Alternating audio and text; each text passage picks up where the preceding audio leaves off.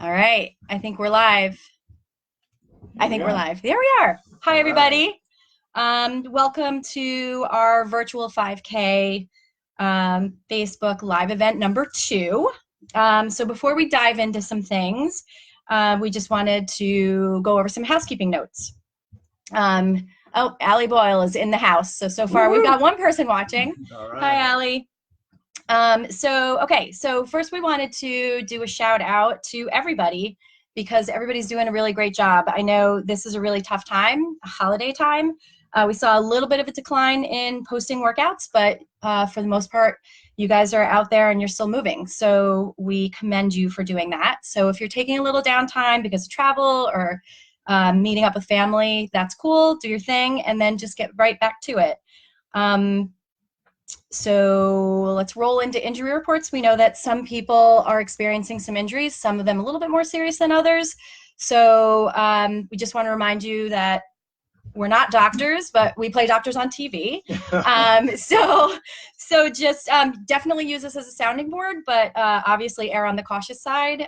We talked the last time about making sure you're not running through an injury where the pain is progressing and getting worse, and taking some much needed time off. And if you have to consult with your doctor, please do so, but keep us in the loop so we know what's going on. We get a little worried when we don't see posts of workouts from people after a little while, and we kind of figure something's up.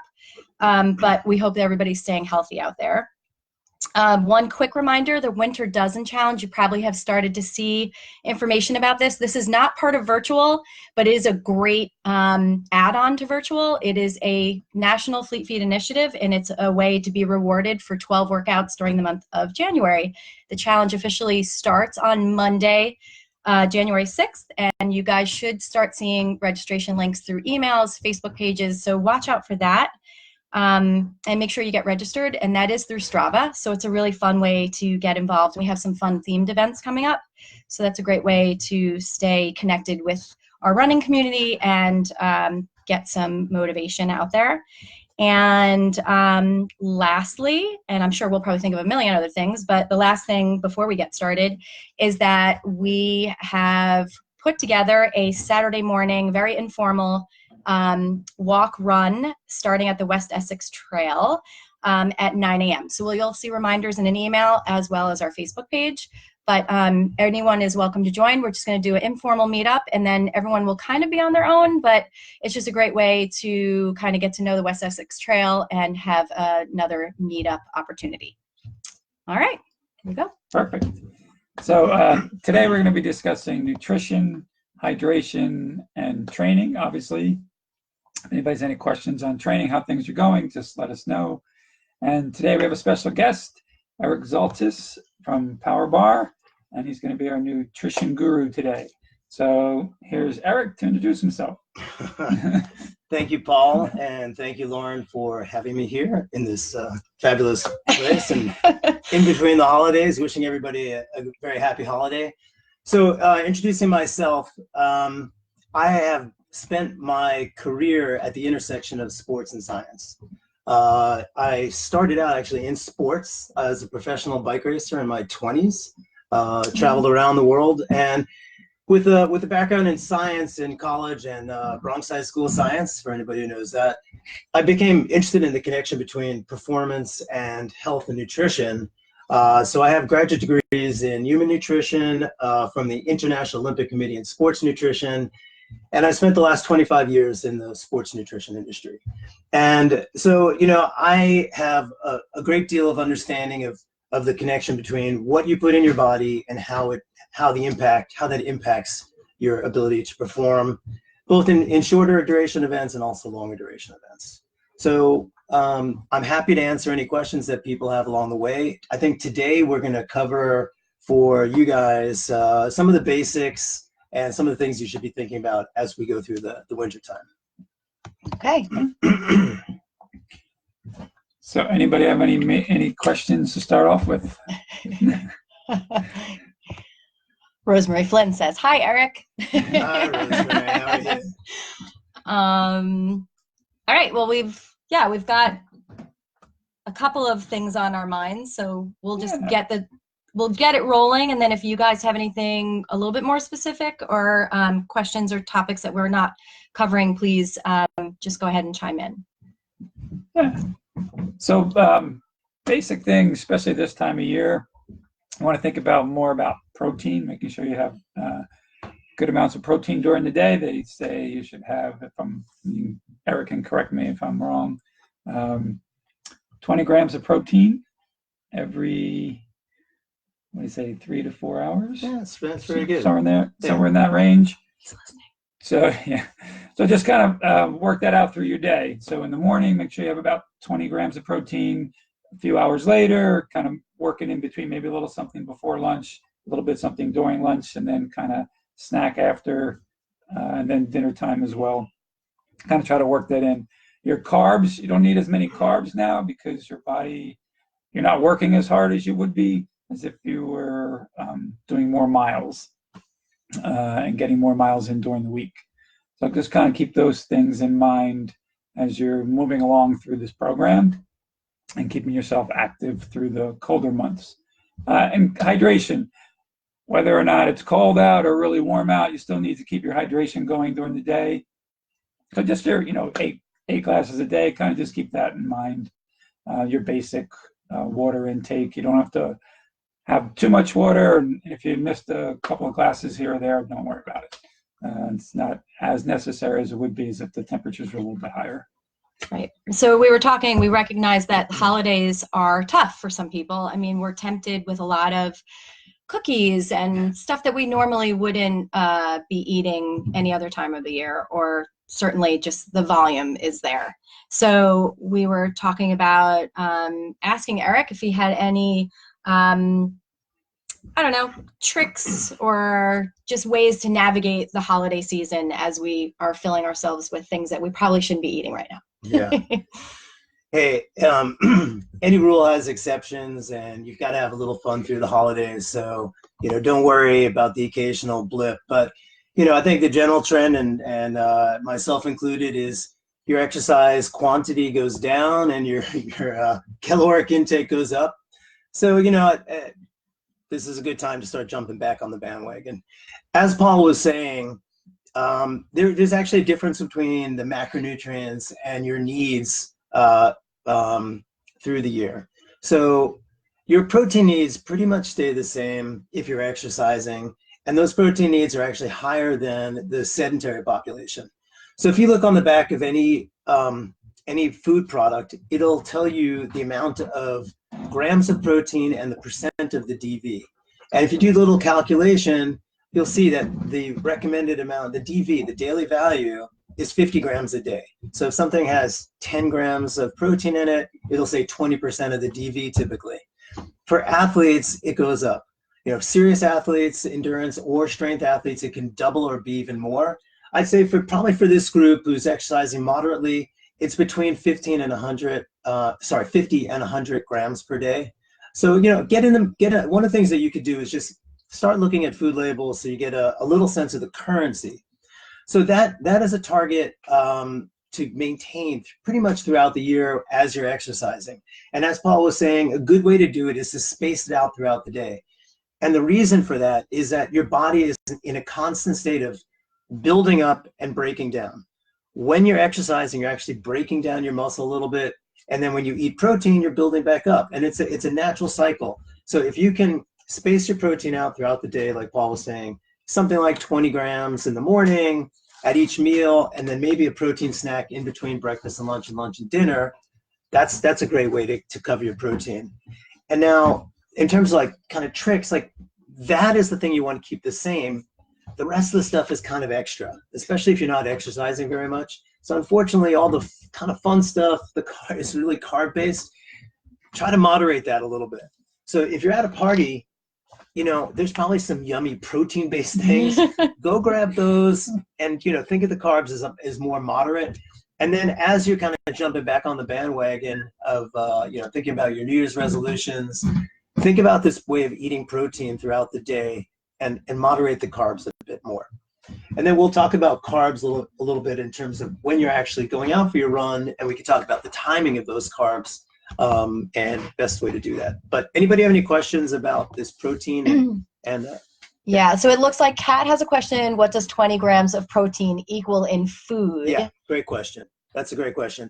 Okay, so 20 grams of protein. An egg has 6 grams of protein. So 20 grams of protein is 3 plus eggs, but so that's a lot of eggs. But if you're having 2 eggs and a little something else, you know, that's fine. And even if you're having 2 eggs, side of bacon. So I was going to say side of bacon. Or add grilled chicken, like make a grilled chicken omelet. Sure, you can throw a little animal protein in there, or you know, if you're having something with milk, if you're mixing some milk into scrambled eggs, you know, that's another way. If you're having a piece of chicken, a typical serving is 20 to 25 grams, like a little smaller than fist size, 3.5 ounces of chicken is about 20 grams of protein. A typical protein bar is about, you look on the label, it's 20 grams of protein. But if you take the time now and take a look at food labels, you'll start seeing which are the protein foods and which are the non-protein foods. And you can think about getting more of the protein foods and spacing them out throughout the day. And then, you know, typically snacks are either carb-based or fat-based. You know, chips or you know, candy. Try to find some protein-based ones that you like. And you know, find that if you love salty things, if you like spicy things, or even if you like sweeter things, there are ways that you can find some proteins that are that'll hit that spot for you. So those are just some thoughts about kind of general protein needs and how to moderate calories while getting that protein. Susan Gibson is asking any suggestions for a non-egg, non-meat eater. Absolutely. There's plenty of vegan ways of getting protein. You have to work a little bit harder, but pea protein is a great source of protein. You know, you have to watch with nuts. You know, you can combine nuts with grains, for example, to get complete protein. Nuts are also high in fat, so you know, you watch the fat a little bit. There are some alternatives like nut butters. I've seen you know, you can get like powdered peanut. Yeah. It has the same kind of taste as peanut butter, but it's you know, it's powdered, so it's a little lower in fat. But it's okay if you're, you know, having peanut butter spread on a piece of bread, whole wheat bread. It would be a great way to get you know, a serving of protein. Okay, and another question from Susan was, and every 3 hours is not dependent on activity level, age, etc. That it is dependent on activity level. So we're all amongst exercisers here. If you're not exercising, remember I was saying the DV on the back of the recommended amount of protein to get if you're not exercising is 50, and as you're exercising, it goes between 50 up to 100 grams per day. And the doing it every 3 hours supports your ability to rebuild after exercising. So that's what's really about the every 3 hours. So if you're exercising and you're trying to maintain your activity level through the winter, or even start to think about, you know, some event in the spring, that protein is going to help you, number one, to recover and to adapt to the exercise you're doing. And then also to, if you're actually taking in less calories because you're trying to cut a little bit of fat after, you know, having a fun December, the protein will help you maintain your muscles while you're losing a little bit of body weight. Okay. And then someone also posted a question, how you felt about beans. How do you feel about beans? Beans are good. Beans are good. Beans are great. I won't do any limericks about beans. But no, beans are great. Beans are fat. Again, you know, if you're going for a more vegan way of getting your protein, classic thing is combining beans and rice, beans and grains, because the reason for that is that a complete protein contains all 8 essential amino acids. Beans don't contain all of the essential amino acids, but when you combine them with a grain like rice, it complements and you get a complete protein. And that's been the way vegetarians have been doing this for years and years. So beans are great, but combine them with the grain at the same time. Okay. Good questions. Yeah, really great questions. So I think as far as you guys posting protein-wise, we've hit everybody's questions about what was posted. Is there anything, any other dirty secret about protein that we need to know about? The only other thing I'd like to say is that,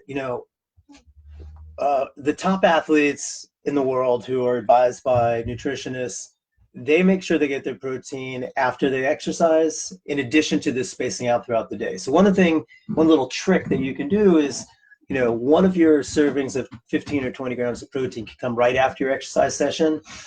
So, it takes a little bit of thinking that, where you're going to end up and what you're planning to have. But that is a great way to begin the recovery process and to help your body to get even more out of that workout that you just did. Okay. And you guys have heard that Yeah. before, right? Yep. If you don't feel hungry after your workout, should you force yourself to eat that protein? Or? That's a really good question, because I'm like that as well, especially if I've done a hard workout. So that's why I do a shake, because the Power Bar has this 20-gram protein shake. It's very easy to drink. I mixed one up today after I actually swam and lifted weights today, and it goes down really easy. So everybody will have something that goes down easy, whatever is convenient. Try to find something that works. And if you can't eat or drink something with protein in it for the first hour, that's fine. But try to get to it as soon as you're comfortably able. Okay. Great. All right. So should we talk about the C word? Carbs. Some people don't like to say carbs, but carbs are actually a good thing if you're eating the right kind of carbs. So let's dive in. I don't know if you want to give any just some general info about carbs before we dive into questions. Yeah, well, so your body has a few different fuels that it can use for making your body move fast. So when you're walking, you're burning mostly fat. As you start to walk faster and run slowly, you're burning a balance of carbohydrate and fat. And when you're starting to run really fast, you're burning almost exclusively carbohydrate. So carbohydrate is absolutely critical if you want to start running faster. And if somehow you've depleted your body of carbohydrates, and I've done that just for experiment, I don't know if you guys have ever tried this, or it's what you feel like at mile 20 of a marathon, you can't run as fast. So carbohydrates are your friend. When you're running shorter distances, it doesn't end up being limiting because you can store a certain amount of carbohydrate in your body. But in general, carbohydrates are what you use to run faster. And you don't want to starve yourself. These super low carb diets will limit your ability to run faster. And that's, there's been a number of studies that have looked at this over the last few years. It's a controversial topic. You can run a very long distance very slowly on a low carb diet. But once you want to start having a little more fun, add some carbs in. But the amount of exercise is the amount of carbohydrate. So, if you're not running that far, you don't need a lot of carbohydrate, but you need some. I think probably the most important thing for this group is probably just thinking about the timing. And maybe we can have a little discussion about, when should you have your carbohydrate, what kind of carbohydrate. And I think the important thing there is you don't want to have fiber-rich carbohydrate before you go out for an exercise session. So in the 2 to 4 hours before your run or whatever your exercise is, that's not the time to be eating your whole grains or your beans. That's when you want simpler carbohydrates, and there's different ways you can get them. There's at Fleet Feet, there's a whole bunch of different things that you can have that are made for exercising. They're convenient to grab. But you can also have a glass of apple juice, and some things that are very simple to digest. Because the idea is you want to top off that carbohydrate stores. You don't need a lot, but you don't want to go into your run feeling hungry, and you don't want to have fiber that's just sitting in your stomach, and while it's healthy, is not necessarily going to lead to a comfortable run. So, for your general diet, you want whole grains, you want low fat, protein sources, but in the period of time around exercise, you get to go away from fiber-rich carbohydrates. So, and then the amount is, I would say when you're running from, let's say, 15 to 45 minutes, something like that, the equivalent of a gel or a packet of chews or, a glass or two of juice or something like that is probably the amount to have. And you can experiment for yourself with what works, but typically 1 to 2 to 3 hours before you go out for your run is about the right amount of time. Okay. How's that sound? Anybody have any questions about that? Let's see if there's specific. I know there's definitely carb questions, and we're getting to you. We just wanted to see if there's anything specific about what Erica just mentioned. Vitamins. Okay, so why don't we start from the top? We have one general comment that carbs are her issue and that she's always hungry. And you know who you are. There's probably more of you out there. Okay, so, I don't know what's your, we all love carbs. And, especially we get this bear hibernation instinct or something that's like, give me some carbs right now. I want them all. But, there are things that can satisfy you from the protein side that may help you to not be so ravenous. Starting earlier, I don't know if you're already the person who asked the question, if you're getting protein in throughout the day, but, try not to save your calorie, don't skip breakfast, have a light lunch, and then get ravenous later in the day. If you can space things out, that typically helps you avoid that super hungry time that comes mid-afternoon or later in the day. So that's one of the things that you can do. And then, don't change things dramatically. Try to do things slowly. Add in some of these protein snacks and see if that can help. Or maybe just start with have snacks that have a balance of protein and carbs, and work your way to that. And don't just go hangry. For those of you, it's a combination of hungry and angry, and it's no fun. But we've seen Lauren like that. No, I'm just kidding. That's right. She's You saw me always bleeding. happy. I always pack a bag of food as if the world was ending. God, exactly. If you're ever hungry, come see me. Okay, so there was a question about brown rice versus white rice. Okay. Do you have Absolutely. Brown rice, super healthy food, something that if you like it, you should make part of your normal diet. It is not what you should be having for a carbohydrate right before you go out exercising. And for those who are going to do events that are longer and are going to think about carbo loading, where you specifically try to get carbohydrates loaded up in your muscles before a big event, white rice is perfect for that. So there's a place for both brown and white rice in an athlete's diet. So brown rice is, work that into your healthy eating sometime after exercise. But before exercise, white rice, which does not have the fiber of brown rice, would be perfect thing to be having. Okay. And there are some athletes that love white rice for before big marathon. A number of athletes find it super easy on the stomach, and it doesn't have any gluten. So for people who are concerned about gluten, I have been made fun of because the last heavy rotation of training that I was doing for Ironman, all I craved was sticky white rice. Every day I was eating white rice. I had a white rice problem. I did. Okay, so let's see.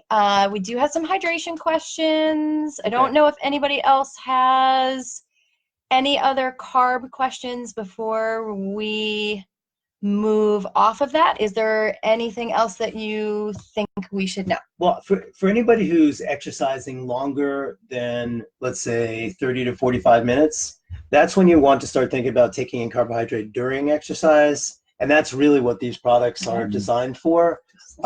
They're easy to take with you. You probably have some. I'm looking for a power bar. So, you have a pocket or you have a belt that you're wearing, and there are a whole host of yummy products that you can take with you, and that'll give you a little bit of energy. And probably these are chews. The chews are very good tasting.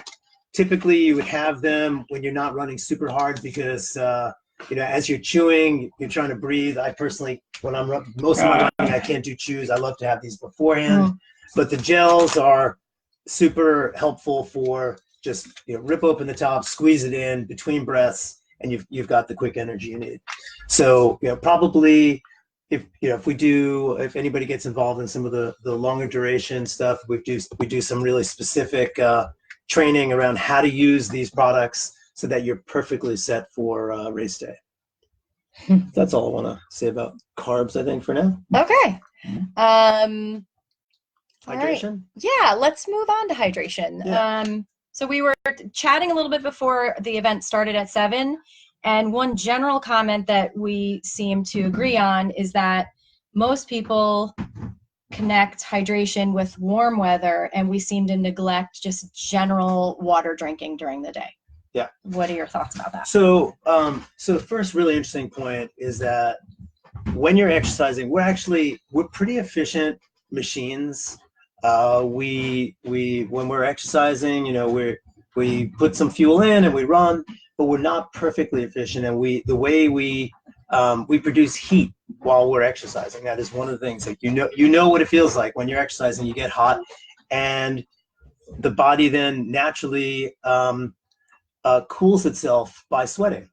And believe it or not, both winter and summertime sweat rates are very similar. So you actually, when you're exercising per hour, you are sweating the same amount, whether it's winter or summer. We've actually done testing with this. We did this crazy all-night run, and we did sweat rate testing, and people had very high sweat rates. Sweat rates that were surprisingly high considering it was wintertime.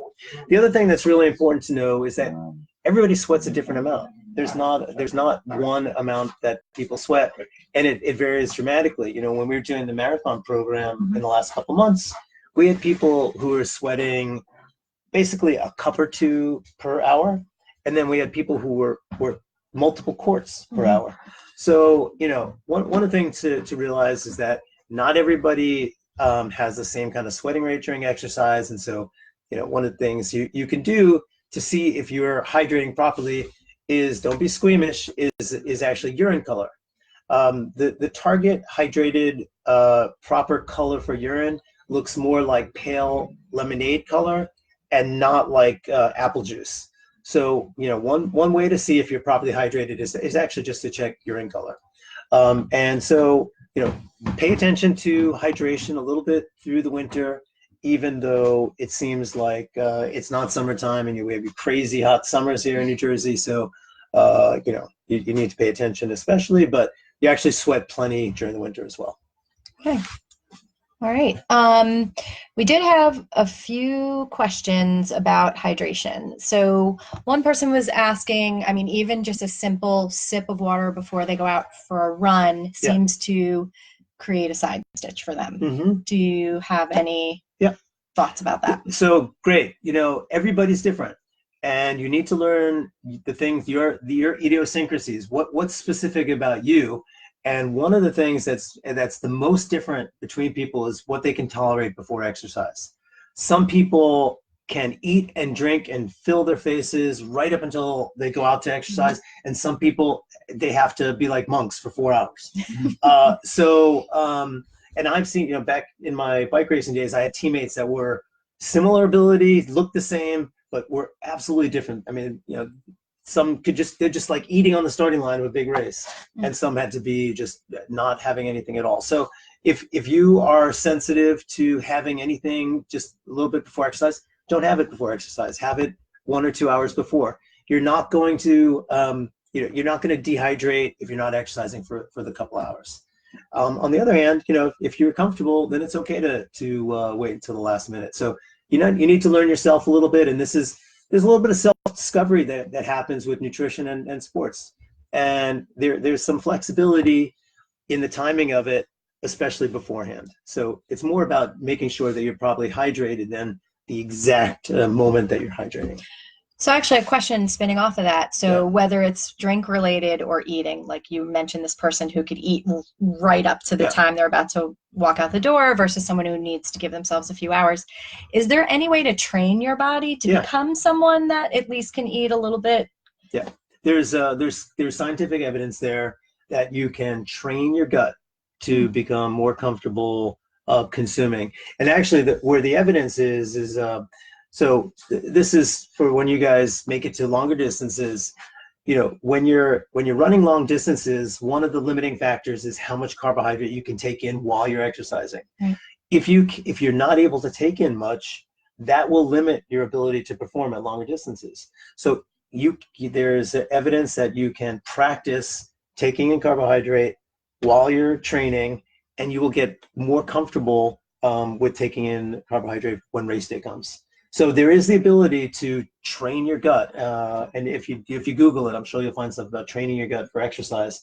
So that is absolutely something to consider before someone's going to do some longer distance event. You'll obviously have a period of being uncomfortable before you become comfortable. Well, you can do everything gradually. Yeah. So just there's some numbers here. So the recommended amount of carbohydrate intake during something like a marathon is from 30 up to 90 grams per hour. Mm-hmm. If you can tolerate 30, you wouldn't go to 60. Right. You'd go to 35 or 40 or 45. You could play with it a little bit. And I can tell you, there are elite athletes, and they're like, I'm 78 grams. They know exactly their number. Yeah. And they've trained to get there. And, it is an important, but yes, so short answer is you can train yourself to become more comfortable with nutrition. All right. It's good to know. Yeah. Okay. So I'm kind of scanning through all the questions. Does anybody have anything else about hydration that they wanted to ask Eric before we kind of scroll through and just looks like there's some general questions getting thrown out there? All right. So I did see someone posted a question about vitamins, and I don't know. They wanted to know if there's any specific recommendations for runners when it comes to vitamins. Yeah. So, most Americans underconsume certain nutrients with the typical American diet. If you eat a really healthy diet, it is possible to meet all of your needs for vitamins and minerals. Most people don't get enough. Some of the nutrients that Americans don't get enough of are vitamin D. Depending on milk consumption, calcium, potassium. Potassium is something you get from vegetables. So, if you eat a very good diet and you're careful, I would say you're probably no need to supplement. If you're like most of us and you're missing, you're kind of grabbing some fast food meals along the way, you're probably not hitting all of your needs. Vitamin mineral supplements are cheap. There's no reason not to take just as an insurance. Right. And I would just add, because again, we're not doctors, but this tends to be the time of the year where people will either have a physical done or something like that. So if you feel like you're fatigued more so than not, or just running low on energy, maybe just ask your doc just to run like a baseline blood test just to see if, you're deficient in some area. But that's just my 2 cents throwing out just from personal experience. But I will say with that with a typical blood test that doctors do, the key nutrient that they'll be able to find out about is iron status. Iron, yeah. Which for women who are menstruating, that is one that will affect your performance heavily if you're low. So that is one for women out there to take note of. If ever you're feeling run down, that is one of the places you can go and check and see what your status is there. Okay. And there's some iron tests can be a little bit more sensitive than others, so you can ask questions about that. So that is definitely one to look at. But not typically do you get in a typical blood test. In a baseline, yeah. You would have to be more specific with your doc, like you're concerned about XYZ, and maybe they would test for specific things. That's why it's almost simpler to just take the multi. If you're not eating a good diet, take a multi. If you think you're eating a good diet, then you're probably fine. But vitamin D is a really interesting one. It's the recommended amount has increased, but from the U.S. public health officials. So that seems to be an important one for both health and bone and performance. So watch that one, especially as you age. The recommendations are increasing. So be your own health advocate, basically, is what you need. Just watch out for yourself. Someone just posted water or sports drinks. Either for hydration purposes, either is great. The benefit of sports drinks is that you're also getting carbohydrate and electrolyte. So for hydration purposes, either one will work. But if you have a sport drink, then you don't need to take this stuff. So it's like to get carbohydrate, you can do it through either whatever food sources like we're talking about, or juice. If you're going to do dedicated sports nutrition products, you have a choice of form: liquid, semi-liquid, or more solid. During the day, you can mix it up too. You don't have to drink water straight through the day. You can mix it up with something as well. Yeah. So we'll throw out there, we like Noon. They're effervescent tablets that you could drop in water, and it's significantly less calories and sugar. So if you're concerned about that, sports drink can add a lot of sugar to that, which can be important in some times, like if you're competing and you're actually racing and you need that actual sugar boost. But if you're trying to watch it on an everyday basis, you may want to just rely on Noon. Yeah, and we have those, and we all actually use it, so think it's pretty yummy. Someone had a question too about chocolate milk. Oh yeah. Yeah. We don't want to forget the chocolate milk question. The chocolate milk. So chocolate milk is basically, it's milk which has milk protein, and it has whatever type of level of fat, if it's skim or whole or 2%, 1%. But then chocolate adds some carbohydrate. So milk typically has a gram of protein per ounce. So if you have an 8-ounce glass of chocolate milk, you have 8 grams of protein. The only problem with milk as a great recovery source is that you need a lot of it to get to that 20-gram level. 20 ounces of milk or even chocolate milk is a lot, and it tends to get up in the calories. So it's not necessarily the most efficient way to get the 20 grams of protein, but it can be a contributing source of protein. So it's placed as a recovery aid, comes from the protein and the protein in milk is a high quality protein. So milk is a contributor to your protein, that you can add that into how you get your protein throughout the day. Okay. So keeping an eye on the time. We're over our half-hour mark. We could talk for hours on nutrition and hydration for sure. I'll wrap it up. We've got one other question. I think we may have touched on this a little bit already, but if we're trying to cut calories, should all of those cuts come from carbs? Yeah, so they shouldn't come from protein, as we talked about. So I think the way to think about it is, so fat is comes along for the ride. Better not to add fat. So you try not to add tons of extra butter and oil to your foods. Protein stays the same. Carb is the one that goes up and down based on how much you're exercising, or if you're trying to cut calories a bit. So that's between the 3 macronutrients of protein, fat, and carbohydrate. Protein kind of stays the same between 50 and 100 grams per day based on how much you're exercising. So probably for us, let's call it 70 to 80. Fat, you're trying to keep moderate. Don't add tons and tons of fat. Carbohydrate is the one that can come up and down. If you're trying to cut a little bit of fat, reduce the carbohydrates. As your exercise increases with the season, your carbohydrates can kind of drift up. And carbohydrates will support your fast running.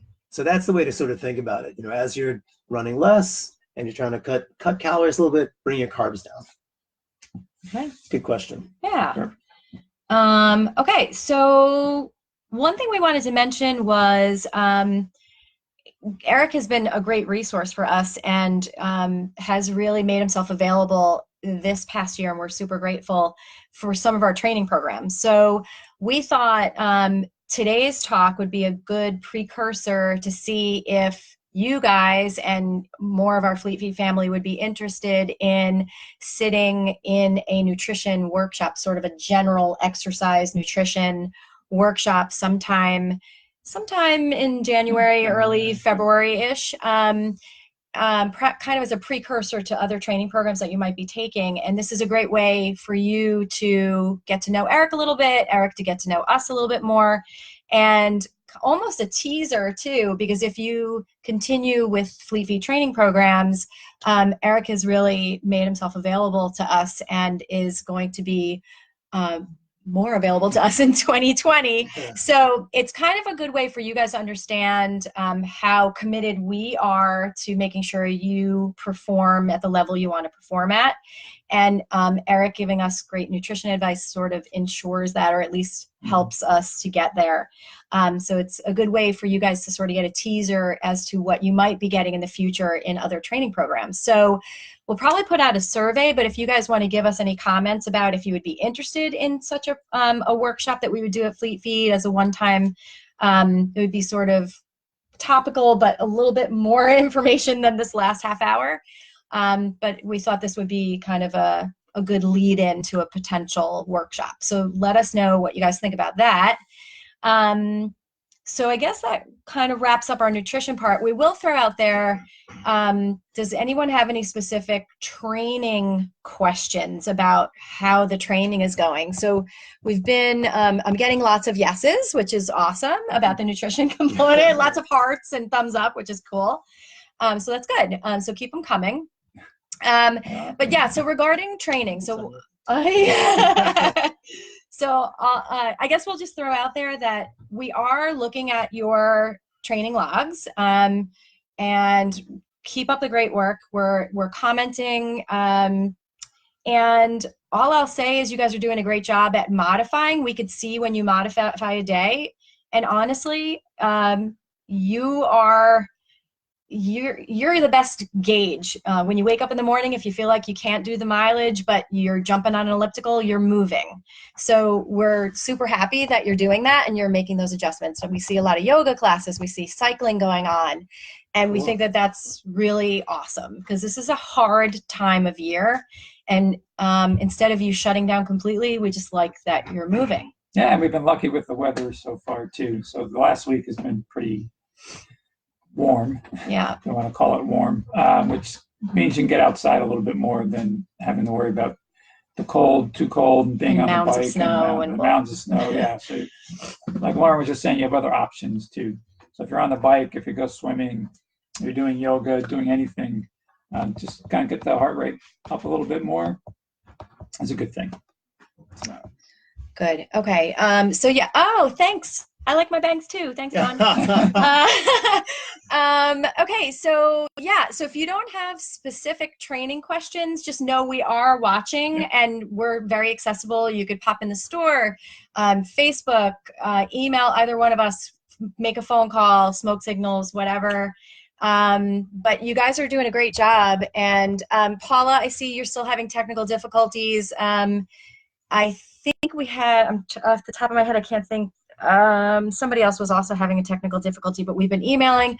So yes, let's get you figured out. I know you're using an Apple Watch, if I think I remember correctly, and that the other person that's also having technical difficulties is also using an Apple Watch. So there's got to be something with that. It seems like everybody else seems to be running fairly smoothly, unless I'm speaking out of turn. No one else is really complaining. So we hope this is working out for everyone. From our end, it looks like it is. So I think it's awesome that you guys are moving. So yes, Paula, let's talk offline. Otherwise, our next Facebook Live event is January 13th, 7 p.m. Maybe it'll be at a mystery location. Maybe we'll be at a coffee shop. Maybe we'll be at a bar. I don't know. Yeah. Bar. That's pretty funny, if you know me. Yeah. And the next topic of choice is going to be recovery. We're going to speak about how we recover, and maybe we'll even throw a challenge out there too, so we know exactly how you guys are recovering. And that is it. So we want to thank Eric for joining us. It was really good information. Thank you for the great questions, and wish you guys all a Happy New Year. Yeah. Let me just check and make sure everyone's saying Happy New Year. That's awesome. All right. Happy New Year, everybody. Lots of reminders coming up, but hopefully we see you Saturday at West Essex Trail at 9 o'clock. You guys have a good night. Yeah. Happy New Year. Happy New Year. Good night, everybody. See ya.